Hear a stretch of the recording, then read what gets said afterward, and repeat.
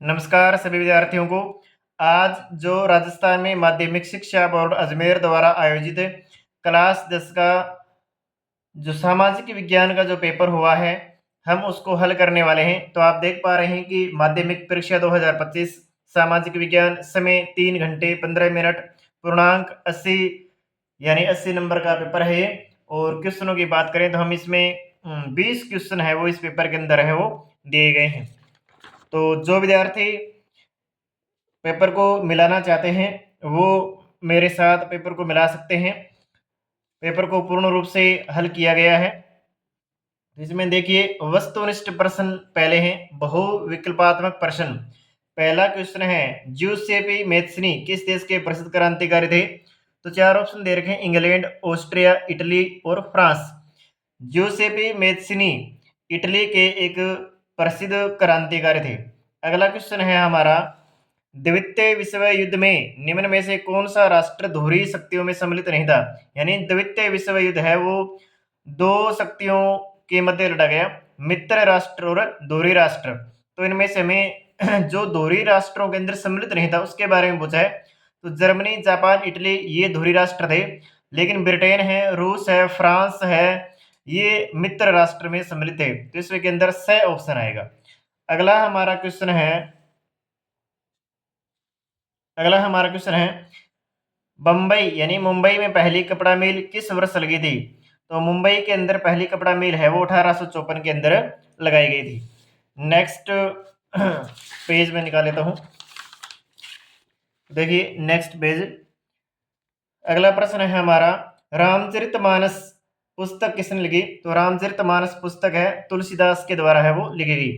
अगला क्वेश्चन, शब्द वेलम अर्थ क्या है? यानी वेलम जो शब्द है उसका अर्थ क्या होता है? तो वेलम शब्द का अर्थ है वो चरम पत्र होता है। नेक्स्ट क्वेश्चन है, पौधों को पहली बार संरक्षित जातियों की सूची में कब शामिल किया गया? तो पौधों की प्रजातियों को पहली बार संरक्षित जातियों की सूची में 1991 में शामिल किया गया। ए ऑप्शन इसके अंदर आएगा। नेक्स्ट क्वेश्चन है, कर्तन दहन कृषि को आंध्र प्रदेश में किस नाम से जाना जाता है? यानी ये एक प्रकार की स्थानांतरित कृषि, ब्रेन एंड श्रेष्ठ जलाओ काटो और जलाओ कृषि के नाम से भी नहीं जाना जाता है आमतौर पर। तो इसको आंध्र प्रदेश में किस नाम से जाना जाता है? तो आंध्र प्रदेश में इस कृषि को पोडू नाम से जाना जाता है। नेक्स्ट क्वेश्चन देखिए, नेक्स्ट क्वेश्चन हमारा है आठवां क्वेश्चन, निम्न में से अधात्विक खनिज है? अधात्विक जिसमें धातु नहीं पाई जाती हो, एक होते हैं धात्विक जिसमें धातु पाई जाती हो। तो इसमें अब्रक सही ऑप्शन आएगा। अगला क्वेश्चन, भारत की समुद्री तटरेखा की लंबाई पूछी गई है। तो इसमें 7516.6 किलोमीटर भारत की समुद्री तटरेखा की लंबाई है। नेक्स्ट क्वेश्चन है, निम्न में से किस देश की सीमा बेल्जियम से लगती है? तो बेल्जियम की जो सीमा है वो फ्रांस से लगती है। फ्रांस है, जर्मनी है, इस प्रकार से तीन देशों से इनकी सीमाएं हैं वो लगती है। तो फ्रांस ए ऑप्शन इसके अंदर आएगा। अगला जो क्वेश्चन है, भारत में सर्वाधिक कौन सी भाषा बोली जाती है? सरल प्रश्न है। तो भारत में हम सभी जानते हैं कि हिंदी है वो सर्वाधिक बोली जाती है। तो भारत में सर्वाधिक बोली जाने वाली भाषा है वो हिंदी है। नेक्स्ट क्वेश्चन देखिए,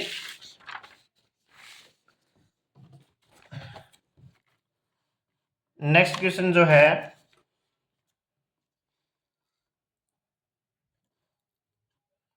भारतीय संविधान में पुलिस किस सूची के अंतर्गत आता है? तो 3 सूचियों के अंदर विषयों को बांटा गया है, केंद्र, राज्य और केंद्र संघ सूची, राज्य सूची और समवर्ती सूची।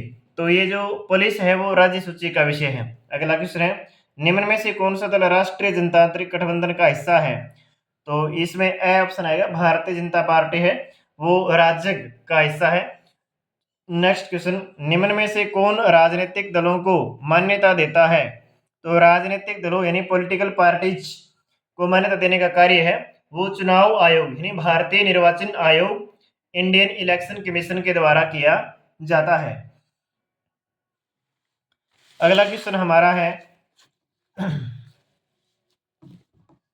नेक्स्ट क्वेश्चन देखिए, नेक्स्ट क्वेश्चन हमारा है कि भारतीय कौन सी धातु के सिक्के मुद्रा के रूप में इस्तेमाल करते थे। तो भारतीय जो है वो प्राचीन भारत के अंदर हम देखें तो चांदी, सोना, तांबा इन सभी धातुओं की का इस्तेमाल है वो किया जाता था। तो इसमें द ऑप्शन। आगे नर्मदा नदी पर स्थित बांध, तो नर्मदा नदी पर स्थित बांध है वो सरदार सरोवर बांध है, ए ऑप्शन, जो गुजरात के अंदर है। अगला दूर संचार का सबसे आधुनिक माध्यम है, इसमें सबसे आधुनिक माध्यम है वो पूछा गया है। दूर संचार का सबसे आधुनिक माध्यम है टेलीग्राफ, ईमेल, टेलीफोन, फैक्स। तो इसमें ईमेल आएगा, बाय ऑप्शन। अगला है उपभोक्ता सुरक्षा अधिनियम कब लागू हुआ, तो ये 1986 के अंदर लागू किया गया उपभोक्ता सुरक्षा अधिनियम।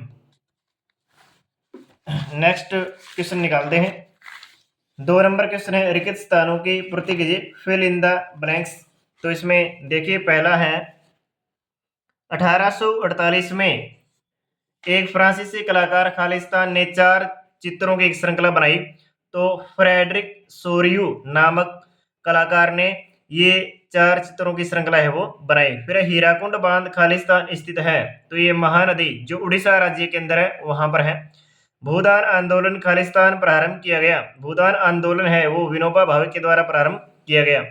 नेक्स्ट श्रीलंका में सिंहली भाषी अधिकांश लोग खालिस्तान है बौद्ध धर्म के हैं। 5वां है खालिस्तान क्षेत्र को कृषि एवं संबंधित क्षेत्र भी कहा जाता है। तो प्राथमिक क्षेत्र आएगा, क्योंकि 3 क्षेत्र हम पढ़ते हैं, प्राथमिक, द्वितीयक और तृतीयक। प्राथमिक में कृषि को शामिल करते हैं, द्वितीयक में हम उद्योगों को शामिल करते हैं और तृतीयक में हम बाजार वगैरह या जो सेवा क्षेत्र जिसे कहा जाता है उनको शामिल करते हैं। अगला जो क्वेश्चन है का एक बड़ा हिस्सा बहुराष्ट्रीय कंपनी द्वारा नियंत्रित है, उत्पादन का एक बहुत बड़ा हिस्सा है वो बहुराष्ट्रीय कंपनी द्वारा नियंत्रित है, क्योंकि बहुराष्ट्रीय कंपनी है वो अपने देश के साथ साथ अन्य देशों में भी उत्पादन है वो करती है, क्योंकि बहुत बड़ी मात्रा के अंदर विश्व स्तर पर ये उत्पादन करती है वस्तुओं का। तो उत्पादन का एक बड़ा हिस्सा है वो बहुराष्ट्रीय कंपनी द्वारा नियंत्रित है।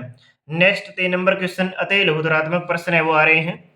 तो इसमें पहला प्रश्न है ब्रेटन वुड्स सम्मेलन किस देश में आयोजित हुआ, तो इसमें ये अमेरिका के अंदर आयोजित किया गया। अगला क्वेश्चन है वर्नाक्यूलर प्रेस एक्ट से आप क्या समझते हैं। वर्नाक्यूलर प्रेस एक्ट जो 1878 में भारत के वायसराय लॉर्ड लिट्टन द्वारा पेश किया गया था, जिसका उद्देश्य ये था कि स्थानीय भाषाओं में प्रकाशित समाचार पत्रों पर क्या लगाना था, नियंत्रण लगाना था।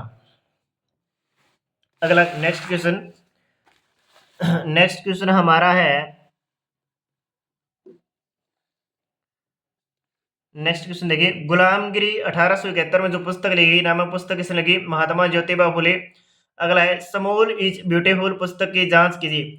स्मॉल इज ब्यूटीफुल जो पुस्तक है ये सुमेशर द्वारा लिखी गई है और यह पुस्तक उच्च औद्योगिक विकास की आलोचना करती है एवं छोटे, टिकाऊ और स्थानीय विकास पर क्या देती है, जोर देती है। नेक्स्ट क्वेश्चन है अपने क्षेत्र में चिपको आंदोलन को लागू कीजिए। हम जानते हैं कि चिपको आंदोलन है प्यारे विद्यार्थियों, ये हिमालय क्षेत्र से संबंधित है जो सुंदरलाल बहुगुणा के नेतृत्व में चलाया गया था। हिमालय क्षेत्र की प्रजातियों को, पेड़ पौधों की प्रजातियों को बचाने के लिए ये चलाया गया था। तो इसे हम अपने क्षेत्र में किस प्रकार से लागू कर सकते हैं कि हमारे अपने क्षेत्र में जो भी पेड़ पौधों की जो प्रजातियां हैं वो उनको हम बचा सकते हैं। अगला है रबी फसल का विश्लेषण कीजिए। रबी फसल, अभी जो फसल हमने बो रखी है वो एक प्रकार की ये मान लीजिए वो रबी फसल है, जैसे सरसों है, गेहूं है, जौ है, चना है। तो ये फसल है रबी की फसल, ये अक्टूबर नवंबर में बोई जाती है और मार्च अप्रैल के अंदर काटी जाती है। अगला है लोकतंत्र को आप सबसे बेहतर क्यों मानते हैं, कोई एक कारण बताइए। बेहतर का मतलब होता है अच्छा, क्योंकि लोग एक ही कारण होता है ना, लोकतंत्र है वो नागरिकों में समानता को बढ़ावा देता है, यह व्यक्ति की गरिमा को बढ़ाता है, ये व्यक्ति को अधिकार प्रदान करता है। इस प्रकार से बहुत सारे कारण हो सकते हैं जिससे एक लोकतांत्रिक व्यवस्था है वो सबसे अच्छी मानी जाती है। नेक्स्ट है लोकतंत्र में बहुमत से किसका सम्मान करने की अपेक्षा की जाती है। तो बहुमत का मतलब है एक प्रकार से सभी को मत देने का अधिकार, तो इसमें जनता के सम्मान की अपेक्षा है वो की जाती है। अगला क्वेश्चन हमारा है आपके मतानुसार लोकतंत्र के लिए कोई 2 आवश्यक स्थितियां, या हम कह सकते हैं लोकतंत्र के लिए आवश्यक कोई 2 विशेषताएं या शर्तें इसमें हम लिख सकते हैं। तो इनमें से जैसे एक तो लोकतंत्र के लिए राजनीतिक दल हैं वो आवश्यक है, और लोकतंत्र में निर्वाचित प्रतिनिधियों का होना भी आवश्यक है। अगले क्वेश्चन हमारा है, भारत में करेंसी नोट जारी करने वाली संस्था का नाम बताइए। तो RBI, reserve bank of India के द्वारा करेंसी नोट है वो जारी किए जाते हैं। नेक्स्ट क्वेश्चन, विश्व व्यापार संगठन का प्रमुख उद्देश्य क्या है? WTO जो बना हुआ है उसका मुख्य उद्देश्य है अंतर्राष्ट्रीय व्यापार को सरल, सुगम बनाना एवं बढ़ावा देना, यानी ज्यादा से ज्यादा विश्व के अंदर व्यापार को बढ़ावा देना। अगला क्वेश्चन है, चयन के अधिकार का प्रयोग आप कैसे कर सकते हैं, एक उदाहरण दीजिए। चयन के अधिकार का मतलब है कि ये एक उपभोक्ता को प्राप्त हमारा अधिकार है। इसका मतलब ये है कि हम जो भी वस्तु बाजार से खरीदते हैं उन वस्तुओं में हमारे पास बहुत सारे विकल्प होते हैं। हम किसी भी कंपनी की कोई भी वस्तु खरीद सकते हैं, यानी उपभोक्ता के पास में एक से अधिक विकल्पों का चयन होना, वस्तुओं का चयन करना, यानी एक ही वस्तु के बहुत सारे विकल्प हमारे सामने हैं। जैसे मैं आपको उदाहरण दूं कि बाजार से हमें कोई एलईडी टीवी खरीदना है, तो हो सकता है हम सैमसंग कंपनियां खरीदें, ओनिडा कंपनियां खरीदें या सोनी कंपनियां खरीदें। तो इस प्रकार से बहुत सारे ऑप्शन या विकल्प है वो मतलब उपभोक्ता के पास में है, तो इसे कहा जाता है चयन का अधिकार। नेक्स्ट क्वेश्चन सेक्शन बी है। सेक्शन बी के अंदर देखिए पहला प्रश्न, सेक्शन बी। तो सेक्शन बी के अंदर देखिए आप, सेक्शन बी के अंदर चौथा क्वेश्चन जो हमारा है वो है जर्मेनिया व मारियान रूपक की तुलना कीजिए। जर्मेनिया व मारियान क्या है? तो जर्मेनिया और मारियान है, ये दो नारियों के चित्र हैं और इन्हें राष्ट्रों के रूपकों के रूप में है वो चित्रित किया गया है। मारियान जो है वो एक फ्रांसीसी गणराज्य का प्रतिनिधित्व करती है और जर्मेनिया जो है वो जर्मन राष्ट्र का प्रतिनिधित्व करती है। अगला क्वेश्चन हमारा है 1929 की महामंदी के कोई दो कारणों की व्याख्या कीजिए। 1929 के अंदर जो आर्थिक महामंदी आई थी उसके कारण बताने हैं। तो इनमें से पहला कारण जो ये रहा वो ये रहा कि कृषि में अति उत्पादन की समस्या आई, यानी कृषि के अंदर अत्यधिक उत्पादन किया गया, जिसमें समस्या ये आई कि उत्पादों की कीमत है वो घट गई और उत्पादों की कीमत घटने के कारण किसानों की आय है वो भी घटने लगी। फिर दूसरा, जो प्रथम विश्व युद्ध के बाद में देशों की अर्थव्यवस्था को सुधारने के लिए अमेरिका ने जो कर्ज देने की जो व्यवस्था शुरू की थी वो कुछ समय पश्चात मिलना, वो कर्ज मिलना क्या हो गया? बंद हो गया, यानी अमेरिकी कर्ज मिलना एक प्रकार से क्या हो गया? बंद हो गया।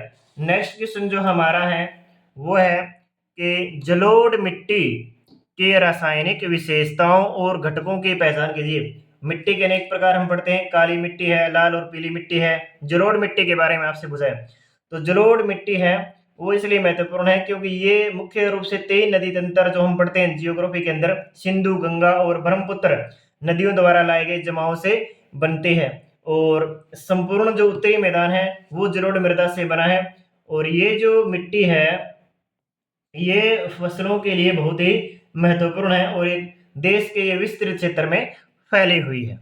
अगला क्वेश्चन हमारा है चित्र की सहायता से वर्षा जल संचयन प्रणाली को पहचान कर उस पर चर्चा कीजिए। वर्षा जल संचयन की ये जो चित्र दे रखा है इसमें ये छत वर्षा जल संग्रहण का चित्र है, यानी छत के ऊपर जो वर्षा का जल इकट्ठा होता है उनको हम किस प्रकार से सदुपयोग कर सकते हैं, किस प्रकार से उनको इकट्ठा कर सकते हैं, उनकी विधि आपको बतानी है। जैसे कि हम पीवीसी पाइप का इस्तेमाल करके छत का जो वर्षा जल है उसको एकत्रित करते हैं, बाद में रेत और ईंट का प्रयोग करके हम जल का छनन भी कर सकते हैं, फिल्टर भी किया जा सकता है और भूमिगत एक पाइप लगा देते हैं और उस भूमिगत पाइप के द्वारा हम जल को होज तक ले जा सकते हैं और बाद में इसका प्रयोग है वो हम कर सकते हैं।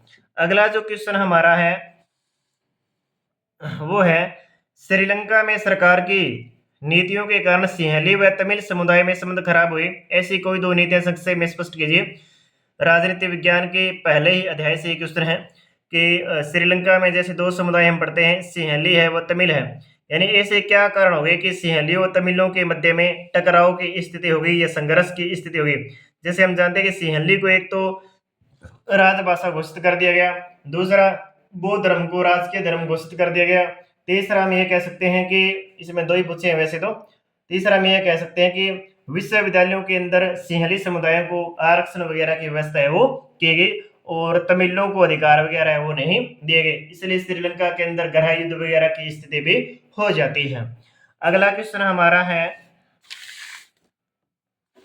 नेक्स्ट क्वेश्चन, 9वां क्वेश्चन जो है वो है कि 1992 में संविधान संशोधन कर लोकतांत्रिक शासन व्यवस्था में स्थानीय निकायों को कैसे शक्तिशाली एवं प्रभावी बनाया गया। कोई दो प्रावधान, यानी विकेंद्रीकरण को किस प्रकार प्रभावी बनाया गया उसके बारे में हमसे ये प्रश्न है वो पूछा गया है। 1992 में संविधान में संशोधन किया गया और उस संशोधन के अनुसार पहला प्रावधान ये किया गया कि 1/3 पद है वो महिलाओं के लिए आरक्षित किए गए, और जैसे पंचायतों और नगरपालिकाओं में चुनाव करवाने के लिए राज्य चुनाव आयोग का गठन भी किया गया। नेक्स्ट क्वेश्चन हमारा है, असंगठित क्षेत्र की कोई दो रोजगार गतिविधियों का उल्लेख कीजिए। हम पढ़ते हैं कि क्षेत्रक है वो दो प्रकार के, संगठित और असंगठित। तो असंगठित क्षेत्रक है उसमें रोजगार है वो स्थायी नहीं है, क्योंकि असंगठित क्षेत्रक एक प्रकार से निजी क्षेत्रक है। और असंगठित क्षेत्र के हम रोजगार के बारे में बात करें तो इसमें रोजगार के बाद में जो सुविधाएं मिलती हैं जैसे वेतन भत्ते वगैरह मिलते हैं वो उसमें नहीं मिल पाते, एक प्रकार से ये अस्थायी क्षेत्रक है। तो रोजगार संबंधी दो गतिविधियों का उसके अंदर उल्लेख करना था।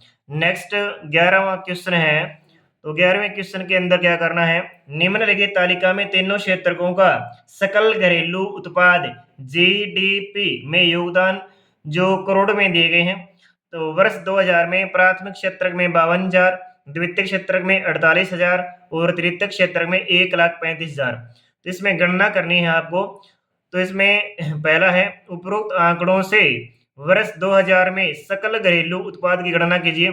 आपको जोड़ना है 52,000 प्लस 48,000 प्लस 1,35,000, तो ये बनेंगे 2,35,000।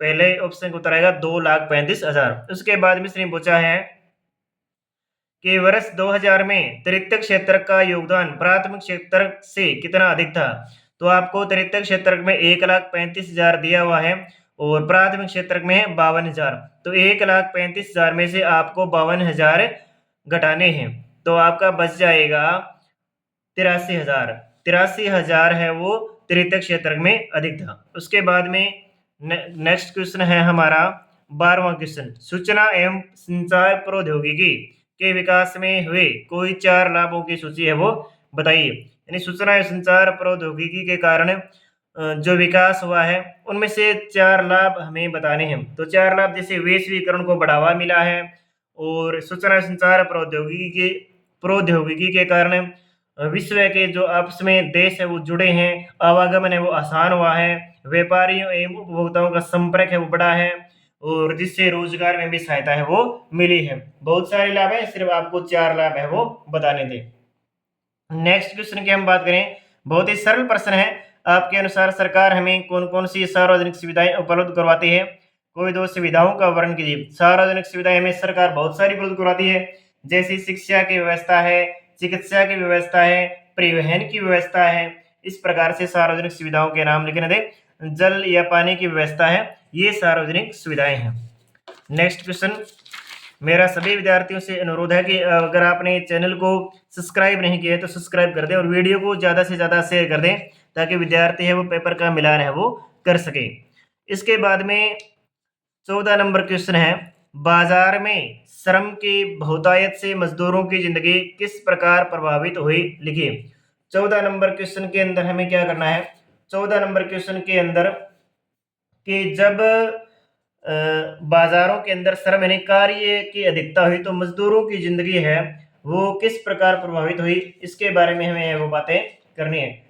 तो अगर हम बात करें तो नौकरियों का जैसे ही पता चला गांव में मजदूरों को, तो बहुत बड़ी संख्या के अंदर गांव से मजदूर है वो शहरों की ओर गए, और जो व्यक्ति गांव से शहरों में जाते थे और शहरों में जो उद्योग धंधे वगैरह होते थे, अगर वहां उनका कोई व्यक्ति जानकार होता था तो उस व्यक्ति को नौकरी है वो जल्दी मिल जाती थी। और कई बार तो ये होता था कि 10-10 15-15 दिनों तक मजदूरों को प्रतीक्षा यानी इंतजार भी करना पड़ता था, जिससे वे वहाँ पर पुल वगैरह या रैन बसेरों में अपना जीवन यापन गुजारते थे। आगे 18वीं सदी के आविष्कारों से उत्पादन प्रक्रिया पर क्या प्रभाव पड़ा, वर्णन कीजिए। यानी 18वीं सदी जब औद्योगिकीकरण का युग था, उस समय उत्पादन प्रक्रिया पर क्या प्रभाव पड़ा। यानी उत्पादन है उस समय एक प्रकार से उद्योगों के अंदर बढ़ा, हम ये कह सकते हैं। नई नई मशीनों का आविष्कार हुआ, जैसे भाप के इंजन का आविष्कार, इस प्रकार से सूत काटने की मशीन का आविष्कार। तो नई नई मशीनों के आविष्कार से उत्पादन प्रक्रिया है वो बहुत ज्यादा मात्रा के अंदर है बढ़ी। आगे आग्नेय और अवसादी चट्टानों में अंतर स्पष्ट कीजिए। आग्नेय और अवसादी चट्टानों के अंदर अंतर स्पष्ट हमें करना है। अगर हम बात करें आग्नेय और अवसादी चट्टाने, तो आग्नेय चट्टाने पिघली हुई चट्टान यानी मेग्मा या लावा के ठंडा होकर जमने से बनते हैं, और जबकि अवसादी चट्टाने तलछट के जमाव और संघनन से बनती है। फिर अगर हम बात करें तो आग्नेय सेलों में रवे होते हैं, जबकि अवसादी सेलों में विभिन्न आकार के गोल कण है वो होते हैं। आग्नेय चट्टाने हैं वो मुलायम होती है, और दूसरी ओर हम बात करें तो अवसादी जो चट्टाने हैं वो एक प्रकार से कठोर होती है। तो ये अंतर हम इनके अंदर कर सकते हैं। उसके बाद में हमारा जो प्रश्न दिया हुआ है वो ये है कि प्राकृतिक गैस और बायोगैस में अंतर स्पष्ट कीजिए। प्राकृतिक गैस और बायोगैस में हमें अंतर स्पष्ट करना है। तो प्राकृतिक गैस कौन सी होती है और बायोगैस कौन सी होती है। तो बात करें प्राकृतिक गैस, एक प्रकार की कि प्राकृतिक गैस है वो एक महत्वपूर्ण स्वच्छ ऊर्जा संसाधन है, और ये खनिज तेल के साथ भी पाई जाती है, और जिन्हें धरातल के अंदर से निकाला जाता है, और इसका उपयोग है वो पेट्रो रसायन उद्योगों और औद्योगिक कच्चे माल के रूप में किया जाता है। उसके बाद में है बायोगैस। बायोगैस हम जानते हैं सभी कि ये बायोगैस जो है वो सड़ी गली वनस्पति या मानव द्वारा जनित अपशिष्ट पदार्थों के द्वारा बनाई जाती है। इसमें मिट्टी के तेल, चारकोल की तुलना में अधिक ऊर्जा है वो होती है। यह जो अपशिष्ट पशुओं की खाद वगैरह होती है उनसे भी बायोगैस का निर्माण है वो किया जाता है। अगला जो नेक्स्ट क्वेश्चन हमारा है, राजनीतिक दलों की लोकतंत्र में क्यों जरूरत है, इसके पक्ष में अपना मत है वो स्पष्ट कीजिए। यानी राजनीतिक दलों की लोकतंत्र में जरूरत है वो क्यों है। तो राजनीतिक दलों की लोकतंत्र में क्यों जरूरत होती है, अगर इसकी हम बात करें तो लोकतांत्रिक व्यवस्था होती है जहां पर प्रतिनिधियों के माध्यम से चुनाव है वो लड़ा जाता है, इसलिए राजनीतिक दलों की आवश्यकता है चुनाव लड़ने के लिए। दूसरी हम बात करें तो सरकार चलाने के लिए। तीसरी अगर हम बात करें तो कानून निर्माण के लिए, या उस देश की शासन व्यवस्था चलाने के लिए राजनीतिक दलों की लोकतंत्र में जरूरत होती है। बहुत ही सरल प्रश्न है। फिर आगे है, भारत में राजनीतिक दलों के लिए निम्न चुनौतियों पर अपना मत स्पष्ट कीजिए। यानी राजनीतिक दलों के सामने जो समस्याएं आती है उनके बारे में हमें बताना है। जैसे पार्टी के भीतर लोकतंत्र का अभाव, कई बार क्या होता है कि एक ही पार्टी के भीतर लोकतंत्र का अभाव होता है, क्योंकि उसमें संघर्ष वगैरह की स्थिति है वो हो जाती है, और राजनीतिक दलों के अंदर जो नेता हैं वो पद प्राप्ति के लिए आपस में लड़ते रहते हैं। फिर है वंशवाद की चुनौती। वंशवाद की चुनौती का अर्थ ये है कि हम कई बार देखते हैं कि एक ही राजनीतिक पार्टी के अंदर कई बार बड़े जो पद होते हैं उसी व्यक्ति को दिए जाते हैं, फिर बाद में उसके पुत्र को दे दिए जाते हैं। इस प्रकार से वंशवाद की चुनौती है वो देखने को मिलती है। ये राजनीतिक दलों के सामने समस्याएं हैं। और भी समस्याएं बढ़ सकते हैं, जैसे अपराधी तत्वों का राजनीतिक दलों के अंदर प्रवेश, इस प्रकार से। लेकिन यहाँ पर हमें दो के बारे में ही बताना है, और दोनों पॉइंट भी हमें या टॉपिक भी हमें दे दिए गए हैं। अगला क्वेश्चन है 17वां क्वेश्चन। देखिए आप 17वां क्वेश्चन, 17वें क्वेश्चन की मैं बात करूं तो ये है, थोड़ी सी लैंग्वेज है वो इन्होंने चेंज कर दी है और ज़्यादा कुछ नहीं है। अश्विनी 10वीं कक्षा का विद्यार्थी है। वह अपनी दादी के साथ पहली बार बैंक की शाखा में जाता है। वहां नकद राशि आहरण के लिए दादी के खाली चेक पर आवश्यक विवरण भरने हैं। आप अश्विनी की सहायता करते हुए चेक पर की जाने वाली आवश्यक पूर्तियों का विश्लेषण प्रस्तुत कीजिए। बैंक चेक जो होता है वो हमें जैसे पैसा वगैरह लेन देन के काम में आता है, उसकी आवश्यक पूर्तियां बतानी है। जैसे बैंक चेक के ऊपर व्यक्ति का नाम, कितना कितने रुपए आप दूसरे के अकाउंट के अंदर डालना चाहते हैं, वो पैसे वगैरह का विवरण और व्यक्ति के हस्ताक्षर इत्यादि प्रवृत्तियां हैं वो हमें चेक के अंदर करनी होती है। दूसरे में भी इन्होंने लैंग्वेज चेंज की है। प्रश्न है, एक छोटे गांव मान्यापुरा में रहने वाली निर्धन महिला ने गांव में एक महाजन से खेती के लिए ऋण लिया। समय पर कर्ज न चुका पाने पर उसे अपनी कुछ पैतृक जमीन बेचनी पड़ी। इस घटना के संदर्भ में आप ग्रामीण क्षेत्र में साख समस्याओं का विश्लेषण कीजिए। अर्थशास्त्र की लैंग्वेज के अंदर साख का अर्थ ऋण होता है और ग्रामीण ऋण के दो स्रोत हम पढ़ते हैं, औपचारिक और अनौपचारिक। और हम जानते हैं कि शहरों की तुलना में गांव के अंदर जो ऋण की समस्याएं हैं वो ज्यादा है। तो कौन कौन सी समस्याएं हैं उनके बारे में हमें जानना था।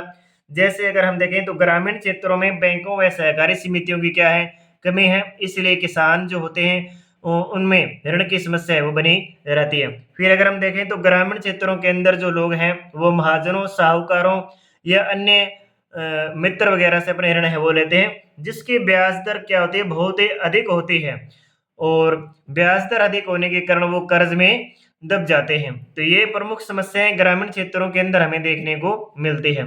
आगे सेक्शन डी। सेक्शन डी के अंदर है, असहयोग आंदोलन से पूर्व की घटनाओं की व्याख्या कीजिए।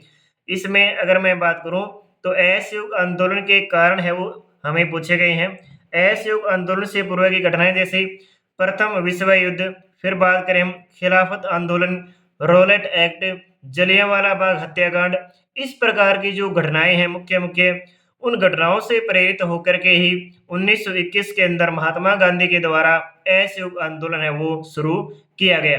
और बाद में हम पढ़ते हैं 5 फरवरी 1922 को चौरा चौरी कांड जो गोरखपुर उत्तर प्रदेश के अंदर होता है, उस घटना के कारण असहयोग आंदोलन को बंद कर दिया जाता है या स्थगित कर दिया जाता है, ये कह सकते हैं। तो असहयोग आंदोलन के कारण लिखने थे, बहुत ही आसान प्रश्न है ये, 4 नंबर का क्वेश्चन है। इसके बाद में अगर हम देखें कि राष्ट्रवाद का विचार भारतीय लोकताओं को पुनर्जीवित करने के आंदोलन से भी मजबूत हुआ, कथन की व्याख्या कीजिए।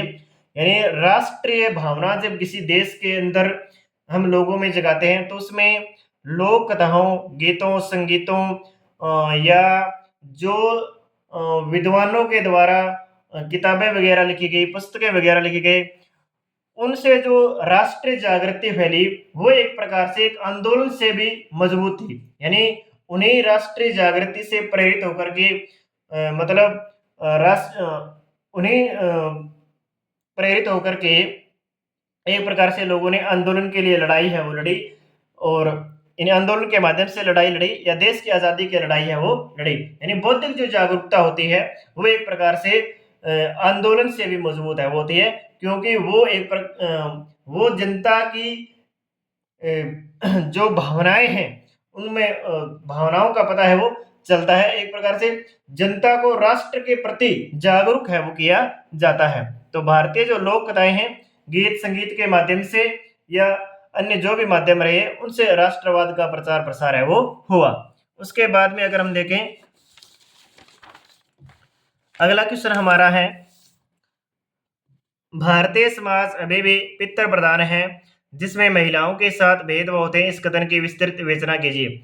लैंगिक असमानता वाले अध्याय में दिया गया है। हम देखते हैं कि भारतीय समाज आज भी पितृ प्रधान है, यानी महिलाओं की अपेक्षा पुरुषों को ज्यादा महत्व दिया जाता है। जैसे हम पढ़ते हैं कि महिलाओं को घर के कार्य तक सीमित रखा जाता है और पुरुष जो है वो बाहर के कार्य करता है, लेकिन ऐसा संविधान के अंदर नहीं है। ये हमारी रूढ़िगत परंपराएं हैं, रूढ़ि हमारे विचार हैं, जिसके कारण हमारा समाज क्या है, पितृ प्रधान है। लेकिन अगर विद्यार्थी हम देखें तो वर्तमान के अंदर ये बहुत सारा परिवर्तन है वो आ चुका है। आज महिलाएं हर क्षेत्र में पुरुषों के बराबर हैं। तो इसमें पितृ प्रधान समाज के बारे में बात करनी थी। हम जानते हैं कि आज भी हम पितृ प्रधान समाज के अंदर वो जीवन व्यतीत कर रहे हैं, लेकिन महिलाओं को भी पुरुषों के बराबर अधिकार है वो वर्तमान के अंदर मिले हुए हैं और महिलाएं हर क्षेत्र के अंदर महत्वपूर्ण भूमिका है वो निभा रही है पहले की अपेक्षा। फिर अथवा में दिया हुआ है, भारतीय संविधान निर्माताओं ने धर्मनिरपेक्ष शासन का मॉडल चुना, इस कथन की विस्तृत विवेचना कीजिए। यानी जब भारतीय संविधान का निर्माण किया गया उस दौरान हमने धर्मनिरपेक्षता का ये मॉडल क्यों चुना? क्योंकि हम जानते हैं 1947 में जब भारत आज़ाद हुआ, तो आज़ाद भारत हुआ, लेकिन भारत है वो 2 टुकड़ों के अंदर विभाजित हो गया, भारत और पाकिस्तान। लेकिन ये विभाजन हुआ था धर्म के आधार पर। तो संविधान निर्माता चाहते थे कि भविष्य में ऐसी स्थिति है वो दोबारा ना आए, धर्म के नाम पर देश का बंटवारा दोबारा न हो, इसलिए हमने धर्मनिरपेक्ष का शासन का मॉडल चुना। धर्मनिरपेक्ष अगर बात करें तो किसी एक धर्म को हमने राजकीय धर्म के रूप में मान्यता नहीं दी, और धार्मिक स्वतंत्रता का अधिकार है वो हमने नागरिकों को दिया। किसी भी धर्म को आप मान सकते हैं, हिंदू हो, मुस्लिम हो, सिख हो, ईसाई हो, या किसी भी धर्म को मानने या न मानने की आपको क्या रहेगी, आज़ादी रहेगी। इसके बाद में अगर मैं बात करूं तो 4 ऑप्शन है। मैप आपको भरना है भारत का मैप इसके अंदर आपको भरना है। तो देखिए,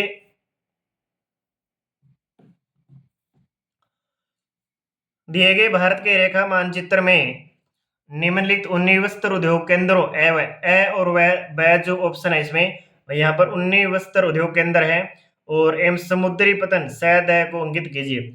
लुधियाना है, पंजाब के अंदर है, जामनगर गुजरात के अंदर है, दोनों ही जगह 19 वस्त्र उद्योग हैं।